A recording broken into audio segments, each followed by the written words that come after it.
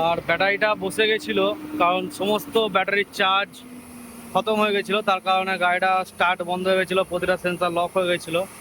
তো ওই যে দুটো ব্যাটারি আনা হয়েছে, এবার গাড়িটা এই যে স্টার্ট করা হবে। হবে বলতে মানে হয়ে গেছে। ডায়নামাটার চার্জ দিচ্ছে নাকি আমাদের আরিফ ভাই, এটা দেখছে যে গাড়িটা ঠিকঠাক চার্জ হচ্ছে নাকি।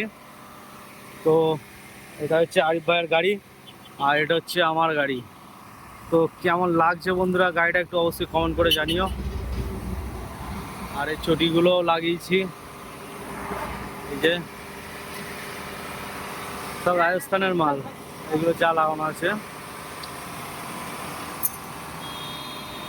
কেমন লাগছে একটু অবশ্যই কমেন্ট করে জানিও। গাড়ির কাজটা হয়ে গেলে ফের চলে যাবো লোডে। তো এটার জন্য আজকে সারাদিন এখানে খুব পরিষ্কার হয়ে যেতে হচ্ছে, যা রোদ।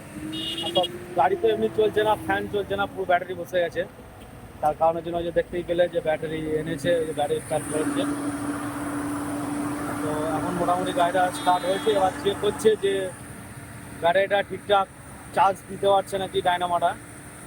ডায়নামাটারই মেন প্রবলেম। তো কি ওস্তাদ, ডায়নামাটার প্রবলেম ছিল তো? হ্যাঁ, ডায়নামার প্রবলেম ছিল।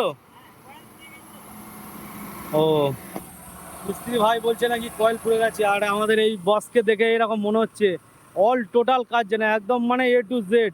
আর আমাদের আরিফদার কাছে মানে এসির গ্যাস থেকে শুরু করে একদম সব কিছু পাওয়া যায়। তো আরিফদাকে যেখানেই বলি, আরিফদা মোটর সাইকেলটা করে চলে আসে, না 4 চাকা নয় মোটর সাইকেল। আরিফদা কোনো টাইমে রাস্তায় আমাদের ওরা ফেলে রাখে না। তো এত বড় মানে অনেক দিন চলে এসেছিলাম, আর এখানে প্রবলেমটা হয়ে গেছে। আরিফদাকে ফোন করতেই সকাল 6টার মধ্যে চলে এসছে আরিফদা। তো এখনো কাজ চলছে, বর্ধমান থেকে বাগিয়ে নিয়ে আসবো। মাল সামান কিছু আরিফদার কাছে ছিল না, সেটা বর্ধমান থেকে নিয়ে এসে আমার গাড়িটা কাজ করিয়ে দিল। তো এখন মোটামুটি আমার গাড়ির কাজ হয়ে গেছে, এবার আমি চলে যাবো লোডে। তো চলো, আমার নেক্সট ব্লগে দেখা হচ্ছে। Tata, bye bye. আর আমার চ্যানেলটা যারা সাবস্ক্রাইব করতে বা ফলো করতে এখনো পারোনি, তা যদি আইডিটা যায় তো একটু অবশ্যই লাইক করে পাশে থেকো। চলো, টাটা, বাই বাই।